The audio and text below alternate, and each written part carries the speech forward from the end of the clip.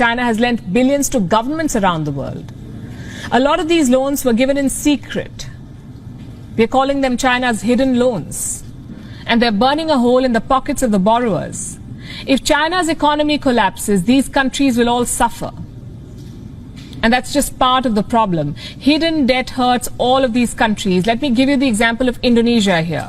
Indonesia wanted to build a railway line, so it borrowed money from China. It was a very bad idea. Indonesia is learning the hard way.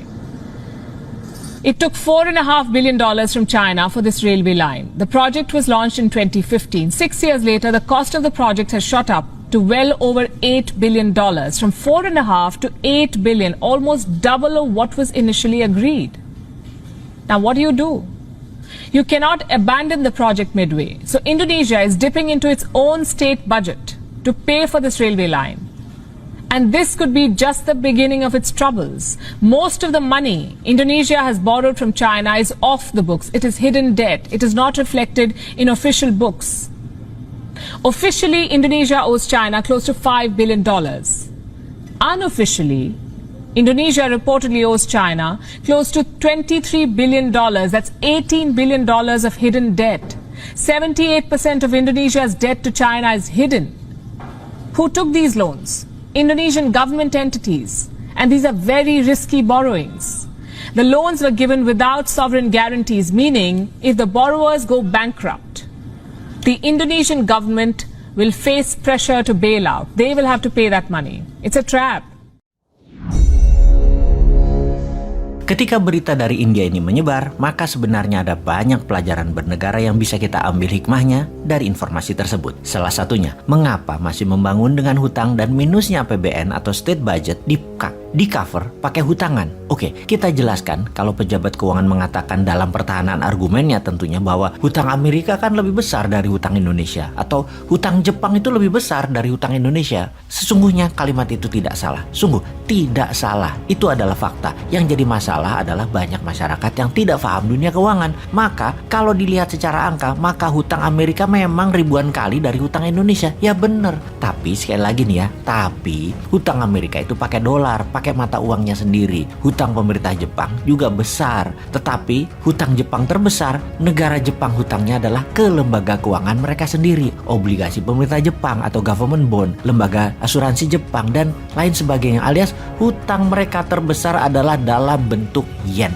Sementara hutang Indonesia adalah pakai mata uang asing, terutama dolar. Inilah mengapa kita harus mengubah cara bernegara di dalam nomenklatur keuangan negara. BI bukan lembaga tertinggi penerbit uang. Saat ini, masa pemerintah ngutang ke BI, jadi kesannya negara kurang uang. Sahabat, negara itu tidak pernah kekurangan rupiah. Harusnya BI yang pinjam ke negara. Jadi bukan surat hutang negara namanya, tapi surat hutang pemerintah atau government bond. Kalau sekarang negara ngutang ke BI, coba bayangkan, kok negara ngutang sih? Negara itu kaya. Oke lah, kita nanti detailkan pada saat New Mind pegang mandat. Kembali ke pemikiran negara harus ngutang jika APBN minus, juga dalam membangun harus berhutang, seperti kantor berita India laporkan tersebut. Kita berikan ilustrasi pakai bahasa sederhana, bahasa bisnis sehari-hari dari pengalaman pribadi. Tujuannya agar sahabat mengerti banyak sudut memahami bagaimana berhutang, mengapa di otak pejabat negara hutang itu penting, dan lain sebagainya dalam sebuah serial pembahasan. Dalam laporan media, banyak ghost town di Tiongkok. Apa itu kota hantu?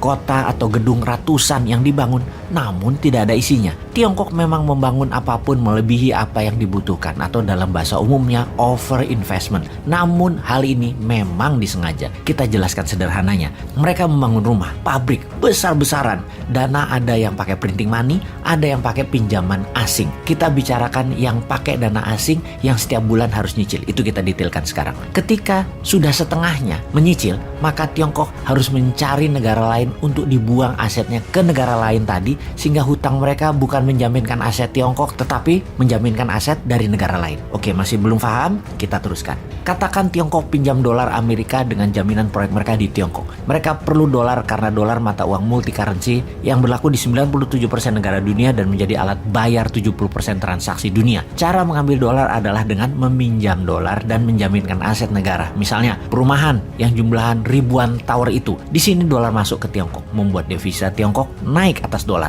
Lalu Tiongkok mulai membangun. Setelah membangun di dalam Tiongkok yang asetnya kekunci tadi harus membangun ke negara lain. Sekali lagi, harus membangun ke negara lain. Nah, karena itu Tiongkok punya 3 cara untuk menaklukkan sebuah negara yang telah Bosman ulang-ulangi ceritanya berkali-kali. Setelah takluk, maka negara yang pejabatnya terbeli, medianya terbeli, dan politikusnya terbeli, mulailah dikendalikan negara tersebut. Disuruhnya membangun, dibangunin tepatnya, dan untuk proyek manapun harus bayar pakai dolar Amerika. Ini sebagai modal mereka bayar hutang dolar dan memenuhi kebutuhan dolar Tiongkok. Negara tersebut bahkan harus over investment. Katakanlah negara tersebut adalah Papua Nugini. Jalan tol, jembatan, rel kereta api keliling Papua Nugini, 3 lapis kalau perlu, pelabuhan udara, pelabuhan laut, bangun kota, pusat industri, dan pusat ekonomi, bahkan ibu kota kalau perlu dibangun baru. Jaminan dari negara Papua Nugini ini adalah aset yang sesungguhnya menjadi jaminan terhadap dolar, pinjaman yang Tiongkok awalnya meminjam dari Amerika atau dari negara lain.